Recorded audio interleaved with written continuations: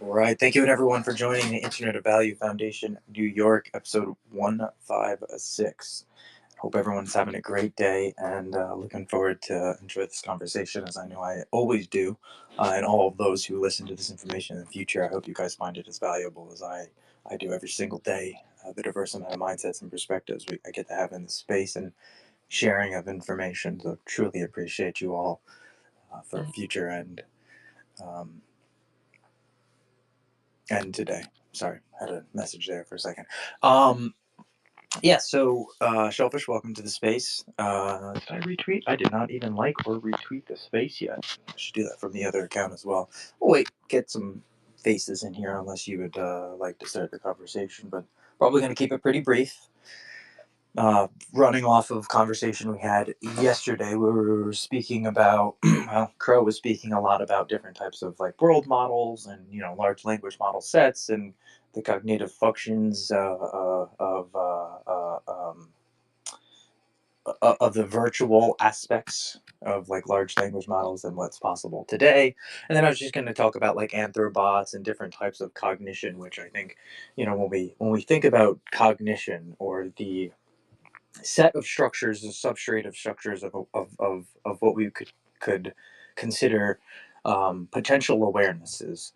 I think there's a lot of different cognitive structures that show themselves in all different little aspects of our everyday lives. So, just gonna maybe touch on some of that stuff. And I'll keep it a little brief of space, just in case,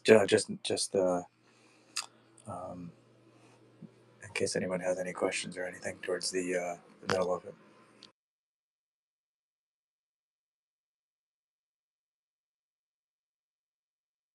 I think he was man Death Ranger. I think he was talking about a large behavioral model that he was coining. Um, I think that's what he was calling it. Yeah, it's his own terminology for it. Yeah, yeah. Is that heavy in philosophy then, you think? Because I know like when we discuss like the Stoicism, it talks about like behavioral therapy and stuff. Do you think it integrates a lot of the philosophical models with it? Well, what do you mean by that? I don't know. Do you think he's trained like his models on like Stoicism, like any of the great philosophical writers? Thank you, sweetie. Oh, I don't know. It definitely would be easier to ask him than I'm gonna just make a guess. Yeah, you're right. But they already have some situations where there are things like that. Like you can ask your Chat GPT to essentially be a different person, right? Be Einstein or right. But and so how does your large language model to know what Einstein was like? Well, it types in Einstein's name on the internet, does this quick little web search, searches all of the information that seems to be relevant towards maybe the conversation that it thinks it's about to have, and I shouldn't say think it's about to have. This is, of course, a perceived notion based off of the input that you've given it and the back end that the modeling type and information that was allowed for it to access, essentially put into the parameters of the code base. And it'll reference that and then take a quick little look back and then be like, yes, of course I'm Einstein. Yeah, and that was probably a horrible accent, but yeah, you get the picture. Like this is like a question of mimicking more than I think in some senses, at least today, how we see it, it's more of a mimic than it is maybe more of a, how you might like pretend to be like vet, right? In that I sense. agree. So how detailed do you think, or how extensive do you think they are at this point? Because I've asked about it to do an evaluation on myself and like what like my characteristics are based on like the queries that I've given it. Do you think it has if I knew Ben's full name, do you think it would be able to do a little conversation back and forth with me if I said I wanted to have an interaction and it would be similar to Ben's? Do you think it's at that level yet? If he is on OpenAI at this point. Well, wouldn't it would he wouldn't have to be on OpenAI if you knew his first and his last name and you said, "Hey, can you try to be this person?" I mean, it's right. It's going to do what you're asking it to do, of course, because this is the set of parameters it wants to try and make you feel like it's How worth would it how would its it time. know But what Ben is like though? There's enough well, data out there that it's able to scrape at this point? not only if yeah, I mean, it depends on if his social medias are public and if he's ever posted anything. It's like maybe Ben, whatever his last name may be, maybe he's written papers. Maybe he has documentaries that have been written by himself, and um, there's a whole sleuth of things that he could have published and put on the internet that's associated with his name. Maybe it's not even his name. And so here's an interesting thing. Maybe it pulls a Ben that has the same last name as him but is a professor in physics, and so it starts talking about all these accomplishments. And you go to Ben, you're like, Ben, I never knew you did all this stuff. And he's like, that's because I didn't. And so yeah, I mean, what you're trusting is the back end resources, and or the information that it's getting access to. So like once again, like if it were to try and act like Ben or to try to act like Dazzling, right? Well, what does that even mean to you? Because it's most likely not going to be on a vocal level unless you, of course, have accessed an application that can intake vocals and you give it a source of information from which it can utilize. Um, you Well, know, we already know that that's how Replica was done. Like she took all the text messages and emails that she had with her friend that had passed away. So she was able to have the chat bot interact with her and kind of replicate his mannerisms and stuff, correct? So would that not entail doing the same thing if we wanted to do that? really comes down to your opinion on if it's relevant or not, right? Because Interesting. it's your belief that this singular being is that representation, or you're giving me the relative same kind of experience that the other person did. To me, that's what we would consider a mimic in most cases. Well, what happens when you start adding a stem cell or like organoid chip brain to that data? Do you think it would reignite and like start new neural pathways? I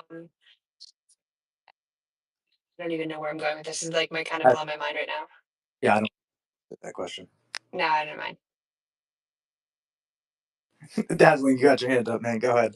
What's going on? I wanted to jump in before Ben. I just personally think that Ben is special enough to have a documentary about him.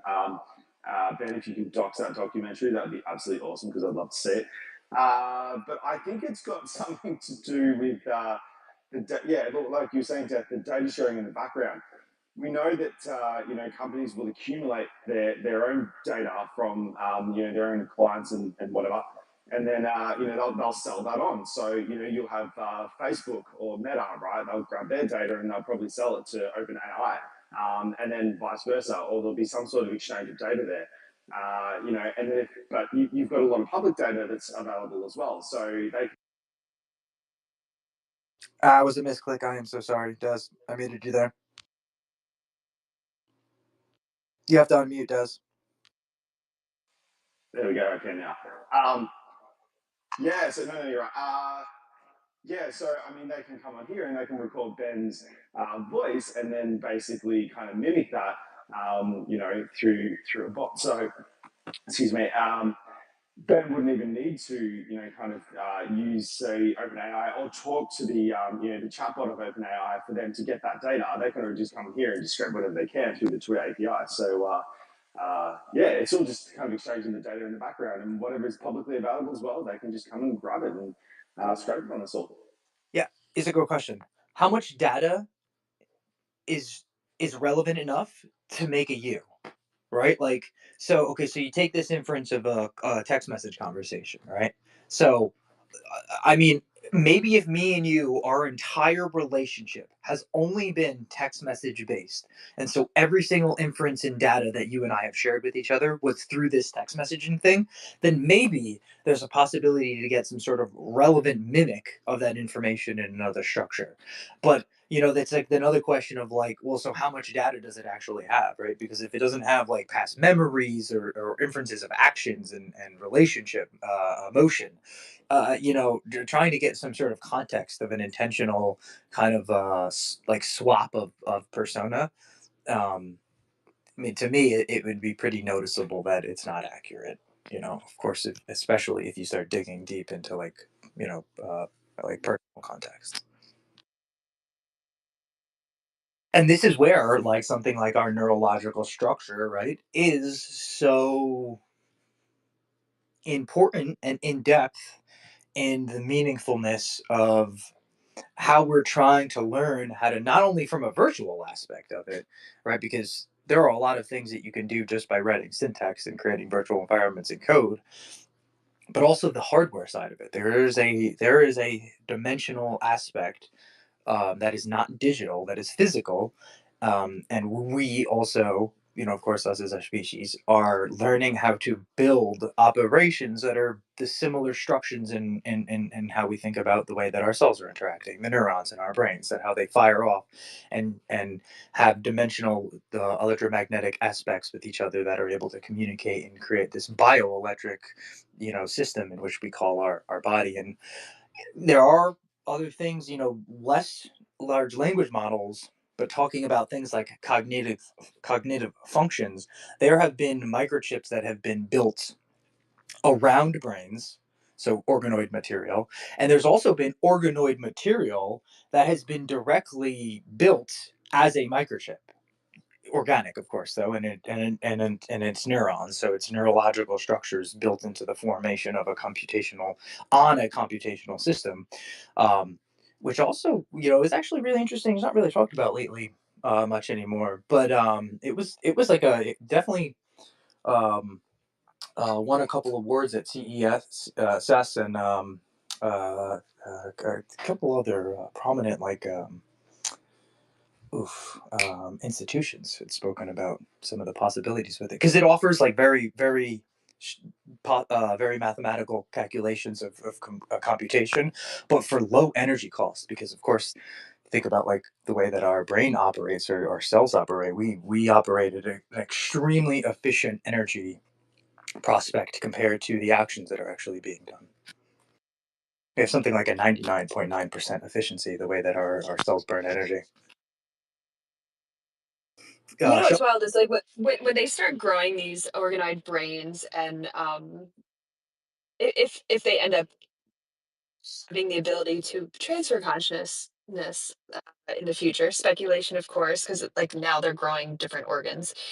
Um, it's kind of wild to think about the topography of the brain and like the neural pathways, because it seems so like erratic or sporadic, like the way that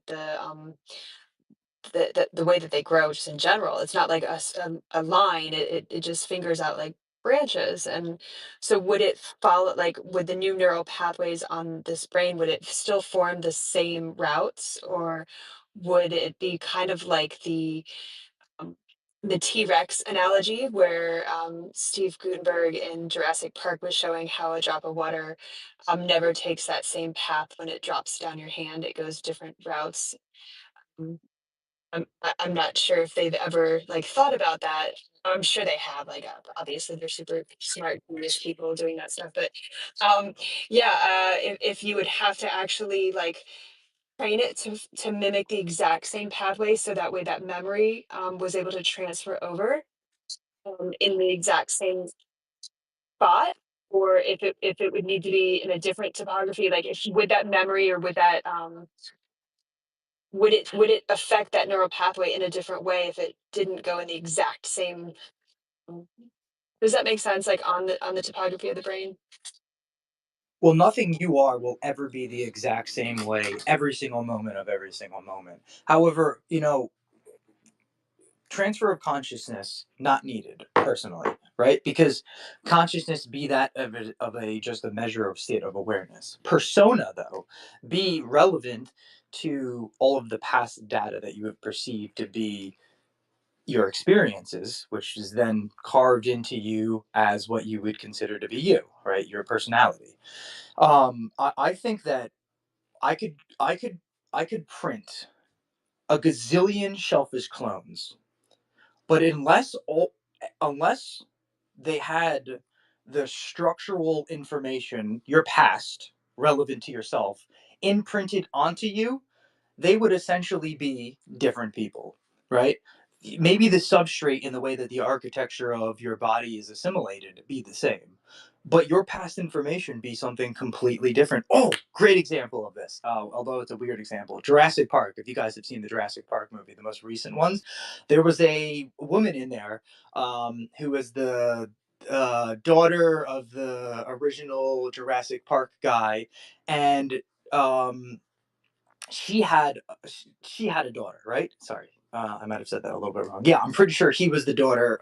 She was the daughter of the original Jurassic Park guy, and she had a daughter. Well, it ended up being that her daughter was actually a clone of her, but they had two completely different personalities. And I think, other than obviously one being a child, one being fully grown, the reason for that was is as much as they might have shared the exact same DNA structure, and maybe they will identify the same as from a physical structure, the personalities, the information that they've obtained through their experiences, perceived experiences, have so widely changed them that, of course, you could not say that they're the same person anymore. So I think that's a really interesting example of why your past perceived experience is so important to build who you are as a persona. And Vet, you got your hand up, man. Please feel free to jump in. Glad you're here. One comment. Sorry, one comment. Mm, Not completely related to the topic, obviously. That's per usual of me. But Ben, I'm 100% sure that moon in your PFP wasn't there before. Am I right or am I correct? It was not, and it's because I am one of many Ben replicants. Or I DM'd Angie and she did it for me. I go with the last. It's one or the other.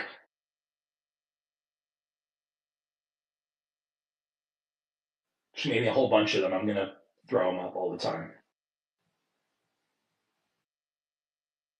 You're too much, Vet. Do you have anything or any thought on topic that you Yeah, want? do you have anything of importance or relevance to add to what you're up to? Well, transferring consciousness and all this is so fancy to me. Um, yeah, I mean that is really crazy, but um, I would love to have that. I guess I mean, if you have that, isn't then essentially what you were guys talking about the concept of living forever, essentially? Well, If you that that's an interesting thought, and a way that you maybe could put it.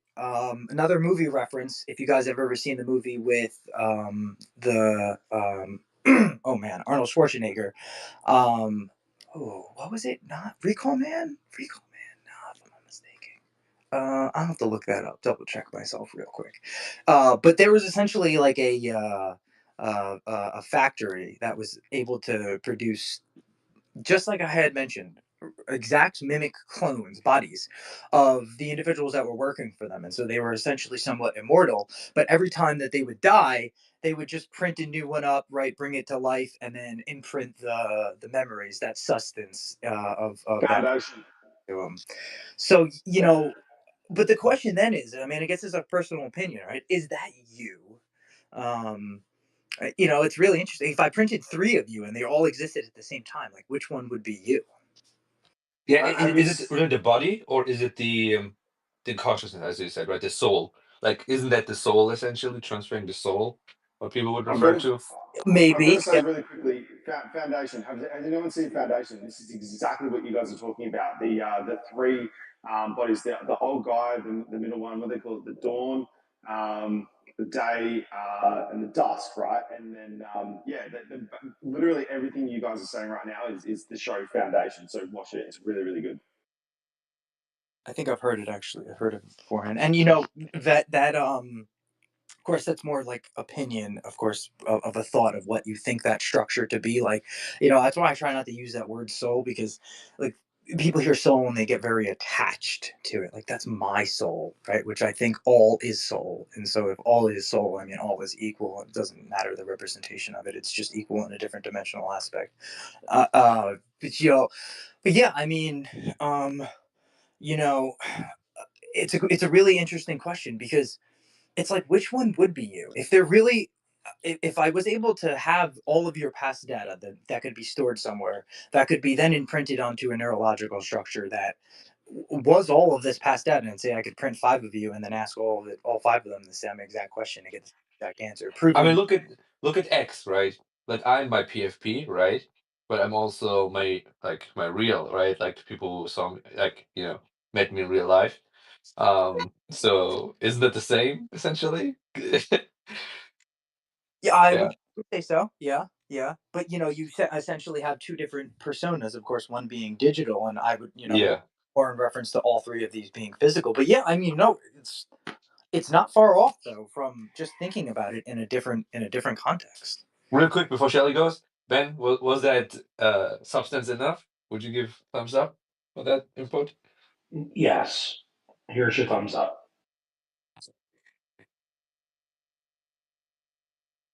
It was great. That was great. Great job. Yeah, and we'll roll over to Shellfish, and then we have Jojo.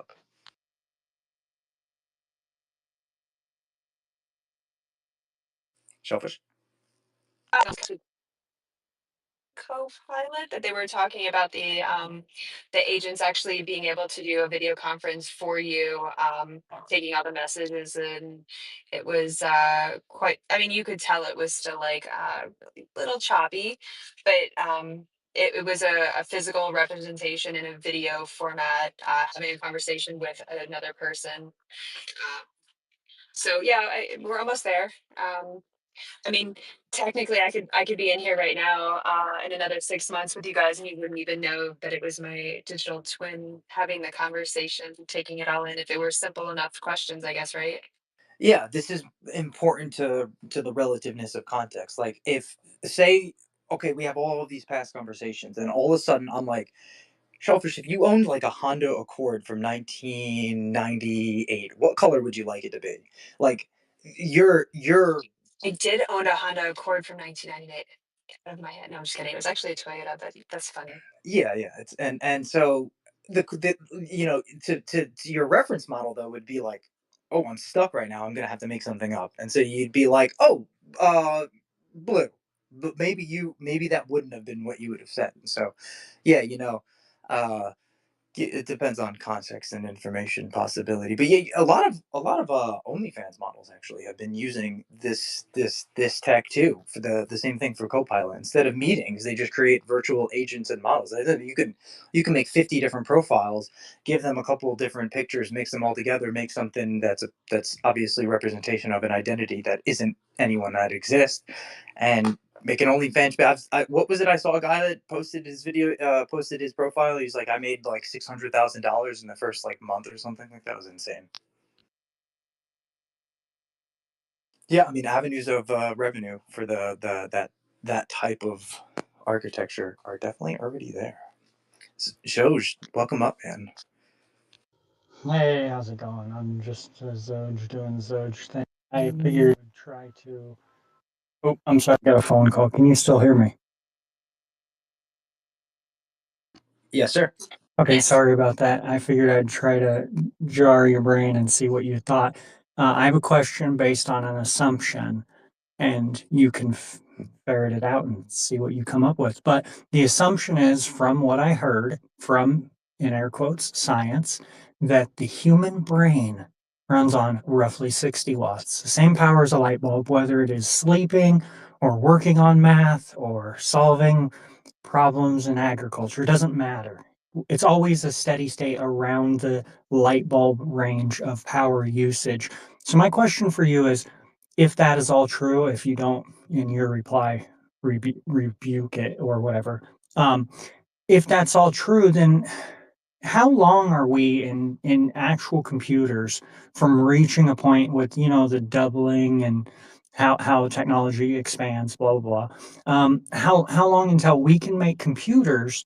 And I don't mean that can just be an equal IQ. I mean the duality of man, the complexity, the ability to run a body and a consciousness. How long until we get a computer that can actually do that at that power consumption? It's a really interesting question. Now, I wouldn't agree with that, saying that 60 watts is all that we need, but it's interesting because our body acts much like a very super efficient capacitors, and so our bodies are running off of 8 hertz of frequency. Uh, However, I don't know. It's equivalent of 60 watts for the whole body. I mean, I'd have to double check some For notes the brain, and for the brain, sir. oh, Just the actual brain. hmm. Yeah, I mean, maybe I could see something like that. Being pretty close and relative to what you might need. The question though would be is creating like physical synthetic hardware, right, in the form of silicon based structures that were able to produce the same efficiencies that our organic structures are able to do. Something I mentioned a little bit earlier was like our cells in our body work off of something close to 99.9% efficiencies in the way that we utilize energy to perform action. So from action to energy loss, I mean, it's extreme efficiencies. We have nowhere near close to that for the way that we use any form of technologies yet today, of course.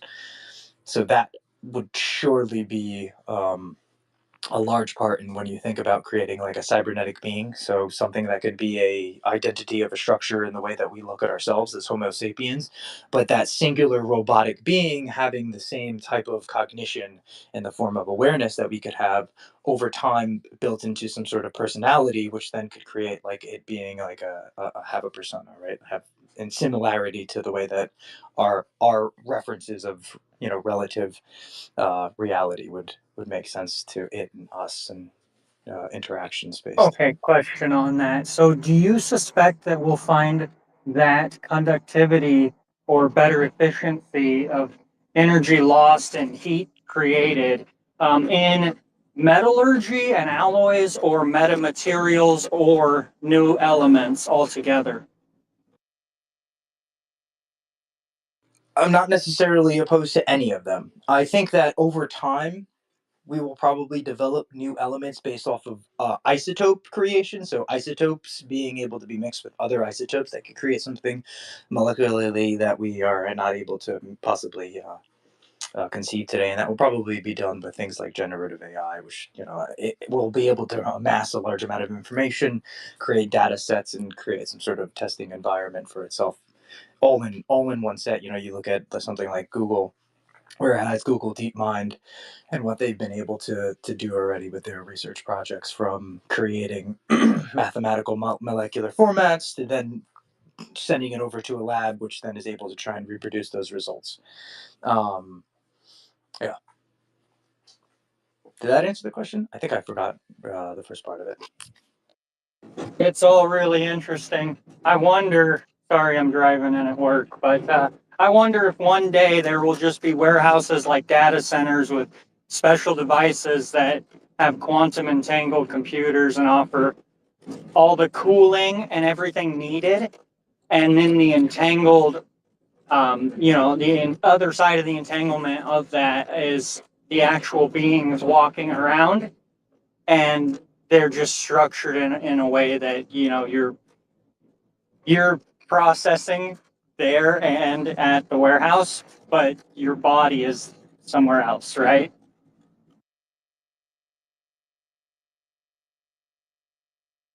Yeah, and so I did a little research too, and it looks like human brain is estimated to, because it's of course an estimate, because I don't know how you would necessarily be able to, unless you were in the brain, be able to kind of try and get that calculation. Um, yeah, but right around 20 watts, so even way less than 60 watts. Oh, good lord! Yeah, that's way more efficient than I can you imagine on a third of the power of a light bulb operating all of your motor systems, your actions, your consciousness as you perceive it, your vision of reality, your memory, all it. that level of efficiency is just blowing my mind. At 60 watts, my mind was blown. At 20, I'm shook. I'm shook. I'm literally shattered. I don't understand. How can we even come close to that? So maybe whatever spawned us or whatever we came from was the highest technology. And what I mean by that is, sorry, there's a cool guy going by. What I mean by that is, if you really think about it, what would you have to do to get technology from one planet to another planet? And you don't have like super technology. It's like a one ounce of gold per ounce of product that we put into space. So that's the cost ratio, and then you have to shield it on top of that if it's an electronic, right? So a lot more shielding for computing technology than DNA as far as the EM spectrum for space travel. And it's really important because maybe you can't put 3 feet of lead. Maybe you can't shield it. And maybe you do have to create DNA structures to go off world. And like some stuff that you go through in space just requires you being a jelly sack, and then on world you create technology where you have a magnetic shield and all of that stuff. But 20 watts, what? Yeah, very, very efficient. I also misspoken earlier. I said that we resonate at 8 hertz. That is actually the Earth that resonates at 8 hertz. We resonate at 4.5 to 4.9, depending on, I guess, the person. Um, yeah, I just wanted to correct myself there. Shellfish, you got your hand up though. Go ahead. Yeah. Okay, so if we're going to have these digital twins and you can kind of jump in and out of conversations, do you think it would be kind of like a Pavlov type of situation where you'd have to train the person to kind of get acclimated to having the not only the user but the person experiencing it? So just to kind of stop with like all the glitching, so it would be a full conversation and then it would learn from it. You would do the next one, and so that way the person could kind of just start slowly uh, kind of integrating it in. Or would you want to have it so every few seconds, like it's jumping back and forth between the digital twin and yourself, so that way you and the user wouldn't it would be a little bit more seamless, I guess. Like how would you train, like how would you train that model? Where would it, because right now they're very robotic sounding. um yeah, I don't know, like where is this going as far as the digital twins go? Like do they come back and like feed you the information from the conversation, like they just give you a little summary?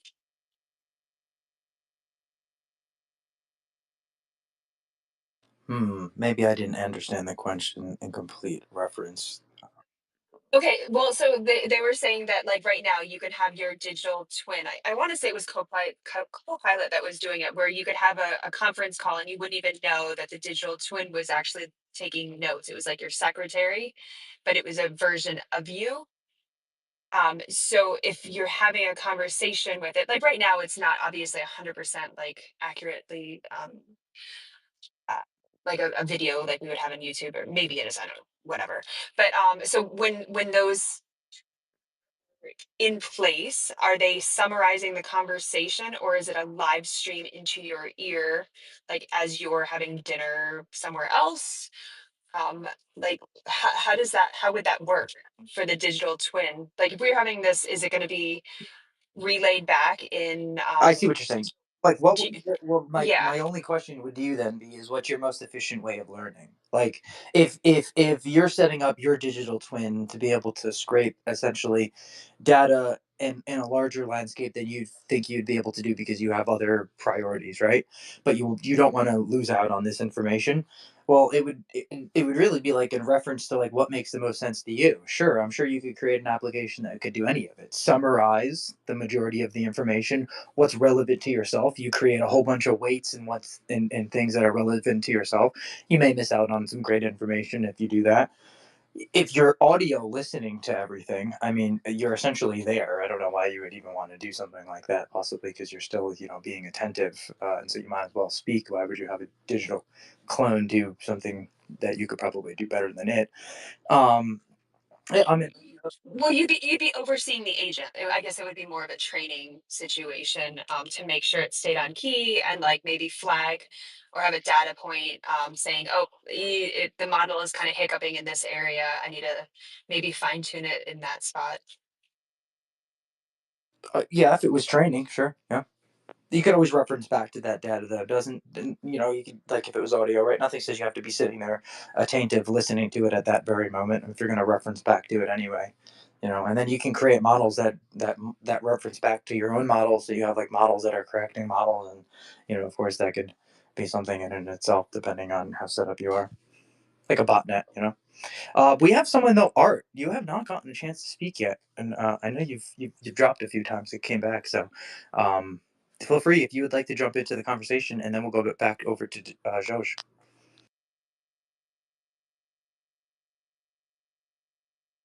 Are you there, Art?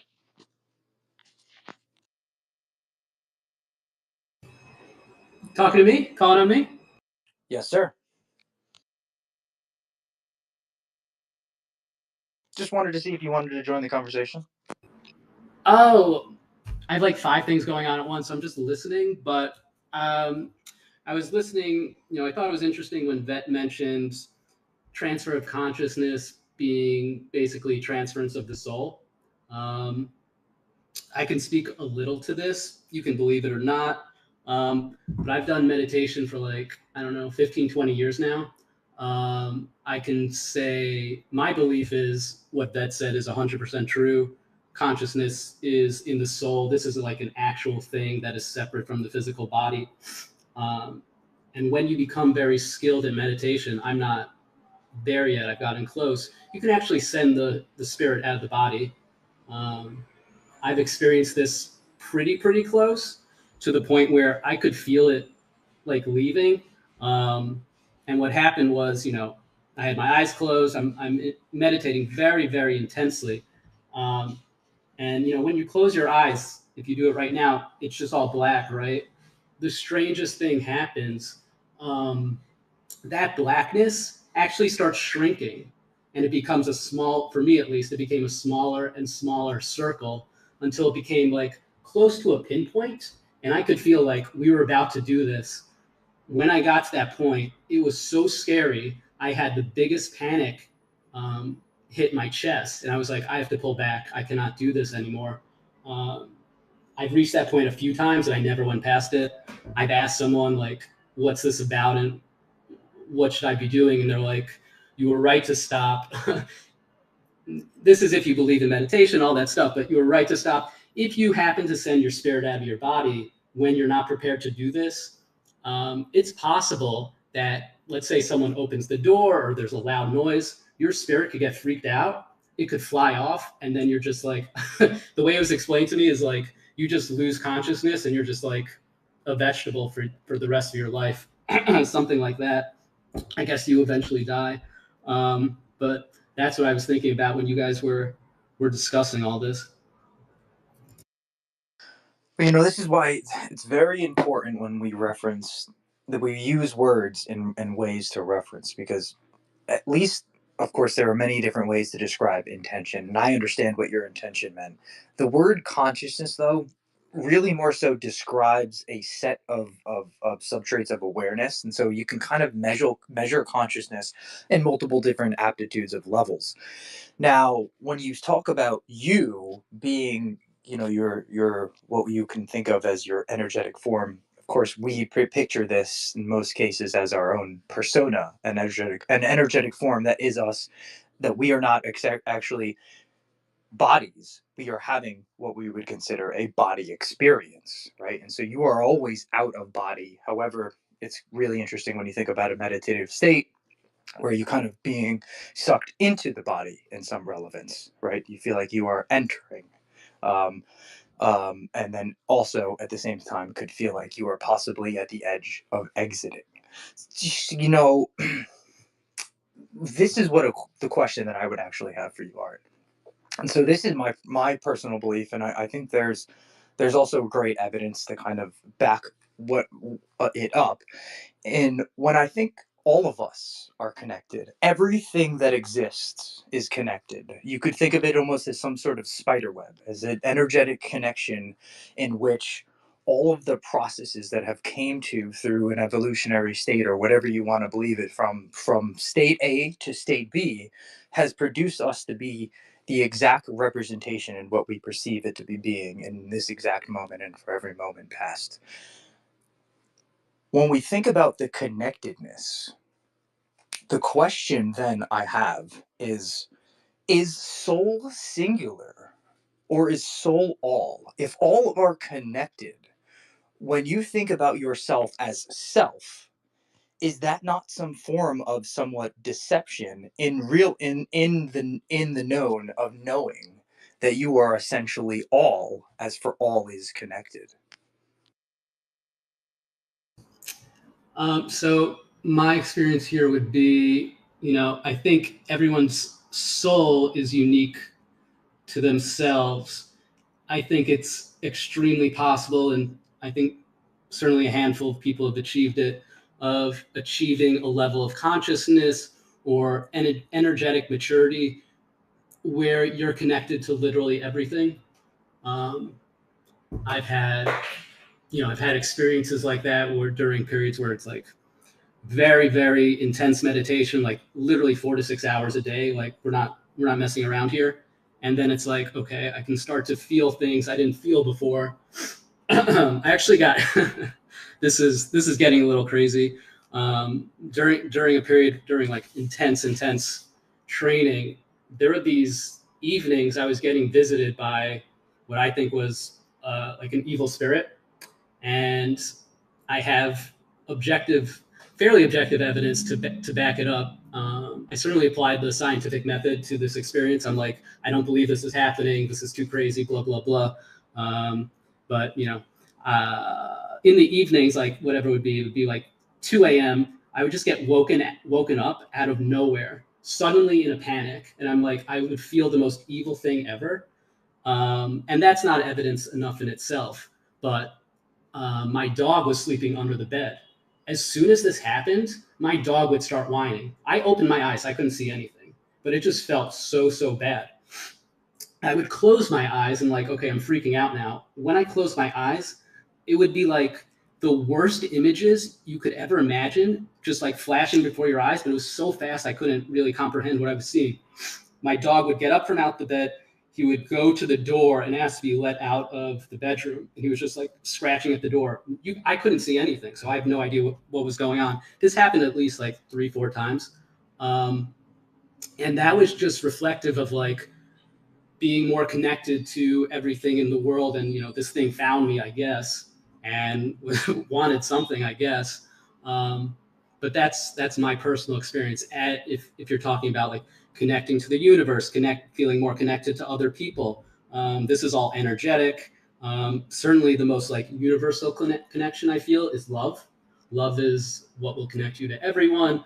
And I think when you reach a high enough state, you connect to God, which I use as a word just to describe whatever the most fundamental underlying layer of reality is that connects all of us. God is commonly described as all omnipresent, omniscient, all knowing, all always present. And like the only thing that fits that is energy in my mind. And so I think, God is this very benevolent, fundamental layer of energy that connects all of us. And that's accessible, but it's not granted. It's not like given. You actually have to develop yourself to kind of access that, if that makes sense. You could consider it something like putting in the works. And so, my next question actually really for you, Art, would be, because you brought up some great points. When you think about the interconnection of the relevant information stemming into you as you felt like it was, right? Or the ability to connect on something that was a higher cognition, right? A higher level of awareness. I think really the question actually to me, and of course it's to anyone in here, was that always occurring? And the factor of your works putting in the time to create change allowed you to be aware of the differences in spectrums, right? Or did you actually generate it? And one of the reasons I say it like that is because you brought up a great point ending there with the thought of energy. And one of the things that we know about energy to be a fact, at least in the way that we perceive reality, is it can neither be nor created nor destroyed, right? It only changes form. And so everything that is in our reality in our universe, it will be in our universe, as we theoretically think of it forever, unless something happens to our universe or whatever, big crunch, big whatever happens, possibly, who knows? But all of this associated energy, all of these forms are here. Just the states in which they're represented may change over time, or at least how we perceive time or ourselves as a species. I think perception and consciousness, the level of these things is directly related to the level of energy an individual possesses. And I think meditation is the method by which you can aggregate energy. A lot of people think meditation is like an app that you download and you relax for, mindfulness is the word people use these days, which I think is just like a marketing term for what it's worth, just to sell apps, like just relax. Okay, that's fine. It's healthy, whatever. The real point of meditation in my mind is aggregation of energy so you can open up these abilities. You can connect to other things. Does that answer the question? It did subvertently. I don't think you maybe wanted to say yes in some sense, but you did say yes in that sense. No, I just It was like the admission of like, yeah, they're the relevant information. All these things are actually occurring, but the state of being able to realize they're occurring takes. yeah. I mean, it's all there, I guess, right? But it's your job to connect to it. And in my mind, that's just a method of connection. Yeah, I agree. I agree, and that, to some sense, I mean, this is why we create some of the words like enlightenment, right? To kind of try and describe that state of awareness, the realization of a larger spectrum, possibly of. I mean, you could think of them as actions. You could think of them as symmetries. You could think of them as energetic states. But the acknowledgement that there is a larger bountifulness to the perception that one can perceive that is occurring in our everyday reality. I also really like the fact that you brought up the measure and usage of energy per state of identity, because of course this is my own personal opinion. I think long run, the at least the way that we perceive our reality to be, and thinking of something like space travel and outer space, if the interstellar medium be it what we think it to be, at least in the scientific community today, I think like things, something like a mecha humanoid, or even just completely mecha, is the at least from a survival standpoint seems to be the most idealistic type of actionable state to be from a cognitive function ability. Oh, sorry, there got cut off. For maybe like a long perceived lifespan of a species. And so, of course, that being something of a much higher energetic state, because if we're going to have some sort of being that would be represented in that form of manner, it's the same set of cognitive functions, if not more, than we have today. The amount of energy it would take to produce such a being is probably on magnitudes of what we are producing today ourselves. But anyone else have any thoughts? Shellfish, dazzling. I have a phone call I have to hop onto for 1 second here, but I will be right back. You guys feel free to jump in if you want.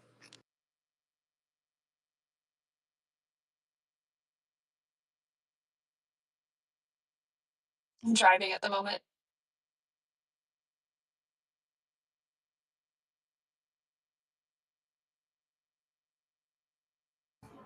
Someone's got a host. Come on. Don't make me do it. All right, I'm back. Sorry about that. What did I miss though? Where'd we go with the topic, Shellfish? Well, I said I'm in heavy traffic. I'm driving. It's hard for me to talk right at the moment. That's cool. You bought me a couple seconds there. Yeah. So going back to those energetic states, I think that's really interesting when we think about like the possibilities of what our future endeavors as a species could look like, and maybe thinking about energy uses and measuring in cognitive functions, that being something that and you know what, I'm going to go the opposite direction right now too, because that's actually something I put in the title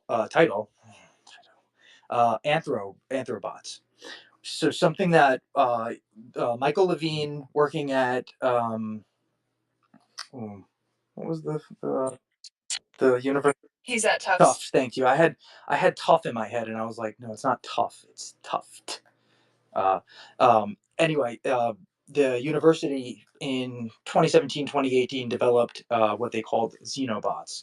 They essentially took the cellular embryos from a salamander, put it into a petri dish, and essentially really just started cutting it into pieces and trying to maneuver it in different methodologies to see if it would still actually create a salamander. What ended up happening was actually astonishing, because they were able to find that cells in nature, uh, irrespective of the difficulties put onto them, meaning, okay, we have this cell that's going to become an embryo. Let's cut it into two different embryos, and then each one of these cells would become embryos that then have to obviously format into larger embryonic states, which then create a salamander. We found that cells will literally, even in anatomical points of views, will rearrange themselves to fit space correctly to still create the same exact genetic material that the salamander would have been. And so, you split this embryonic egg in half, and boom, the cells become larger to create to fill the anatomical space that the cells would have been taking up inside of the salamander's body, and the salamander still grows and is the exact same size from a salamander's point of view. And so, that like initial thing saying, okay, this is interesting, life itself will essentially take hold if given the right petri dish and some proteins and food to eat in right conditions. It'll essentially just take hold and go, and there's no stopping it. And so the future progression of where we came to with anthrobots, which are cellular material that's been taken from us, Homo sapiens, rats, that they've done tests with and stuff like that, and they're essentially able to take that cells, put it into a petri dish. Of course, they have their own formulation of electromagnetic frequencies and information that is then being transported into the cells. So you look at something like cellular information theory for ideals on how that could possibly be done. And they're able to teach the cell to essentially look back on its clock, look back on its personal previous perceived information of its previous states, and say, let's go back to those states. We understand that operation. Let's go back to that operation. So being able to take cells from maybe your neck or your arm or your elbow and teach them to become back to stem cells, and then give them the information to become cells of anything inside of your body, your eye cells or your neuron cells, your neurological tissue, your bone density, your bone tissue, and then injecting that back into our body with the the proper procedure, right, location wise, and of course teaching that the cellular information to do what it needs to do if it needs to fix an issue, say you have visual impairment or a spinal cord injury, and already to the point where they are able to enter structure, do exactly what they would do like they were normal cells, regenerate and return structure back to how it was, or how it was, perceived that we wanted it to be, and then go on and go through the same lifespan that cells would do, and suicide themselves and produce new cells and new cells and new cells, and these cells would then just be like normal everyday cells that were in your neck or your bone or your tooth, whatever, at that point. So, taking that state of cognition, we were talking about very advanced forms of it, and I just wanted to throw it all the way back to these like microscopic states where we have these forms of cognition already also occurring, that we're able to kind of see in just a microscope, right? Where like cells are able to somehow to cognitively function with each other to know the symmetries in which the relations to other anatomical cells inside of their structure should be structured, simulated. Very interesting. And I spoke a lot there. Shellfish, please go ahead. I was just gonna add to it. There was a video out, I think, this week, and he was discussing.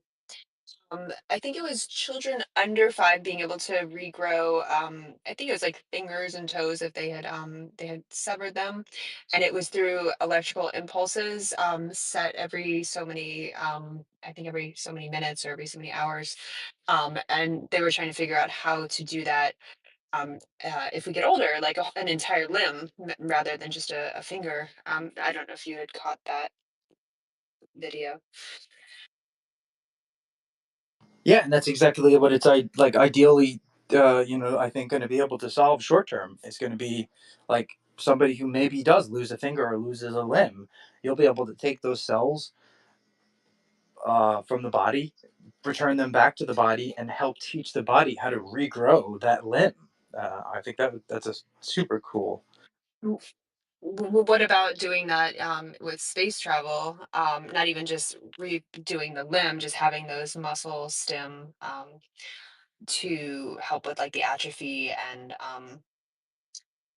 I don't even know, like because isn't there an issue with like the radiation and the calcium degradation like while they're in space? Yeah, though I don't know necessarily how that would be able to be like a direct help off the top of my head because there's Gotcha. It's okay. you still figure like if it's cellular material, it's still going to have the same degradation and issues that any other cells would have in outer space. That would be more so, thinking about maybe how do we alter those states in some sense, but that's also dangerous. So yeah, that's like a questionable thing. I think that's also where, um, of course, advancements in being able to create the types of protections that we would need, and things that we think we might need, right? Because we really don't know what the interstellar medium is at all. I mean, you could guess that there are only 0.00003 like micron sized specks of dust out there in interstellar space, or they could be sand sized dust, which will obviously annihilate a ship going 25% the speed of light, 30% the speed of light if we were able to do that. So a lot of other questions about space travel other than just the ramifications on our bodies. But as you create shielding materials, you create different like types of beams and laser structures where you could create magnetic fields, hopefully around the ship. Yeah, we'll have to see about that though. And I went a little over. I know I wanted to close it at 5 o'clock because there are just so many other spaces going on in the community tonight. So I don't want to be rude to anyone else that's hosting. It was a really fun conversation. Sasha, I see you just entered, man. I'm sorry. I would love to have you up right now because this was a really fun conversation tonight. And I thank you guys all for coming, Art, Shellfish, and everyone else who came to speak today. And I hope everyone has a great rest of the day. I think we'll probably be back this Thursday, but if not, I'll let everyone know. Thursday, 4 p.m. Eastern Standard Time. And yeah, love you guys. It was a fantastic conversation. I thank you guys all for being here.